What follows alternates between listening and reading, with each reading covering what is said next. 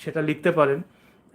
তবে আমাকে এক ভাই প্রশ্ন করেছিল, ভাই আপনি কোন দল করেন? আমি সত্যি কথা বলতে, আমি কোন দল করি সেটা যদি বলতে হয় তাহলে বলতে হবে আমার বেগম খালেদা জিয়াকে আমার খুবই ভালো লাগে, আইকনিক একজন মানুষ, দেশনেত্রী। সেই সঙ্গে ভালো লাগে আল্লামা দেলোয়ার হোসেন সাইদির, আমি একটা অন্ধভক্ত, আমার ওনাকে বিশাল ভালো লাগে জামাতের। এখন আপনি আমাকে বিএনপির লোক বলতে পারেন, জামাতের লোক বলতে পারেন, এনসিপির হাসনাত আবদুল্লাহকে অত্যন্ত পছন্দ করি। সেই সঙ্গে এখন নাসিরুদ্দিন পাটোয়ারি যা শুরু করছে ওটাকেও আমার ভালো লাগতে শুরু করছে, বুঝছেন।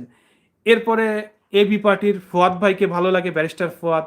আবার জামাতের উনি জামাতের পদে আছে কিনা জানি না, এই যে শাহরিয়ার কবির, অ্যাডভোকেট ব্যারিস্টার শাহরিয়ার কবির, আপনারা ওনাদের টক শোগুলো দেখবেন, খুব ভাইরাল হচ্ছে।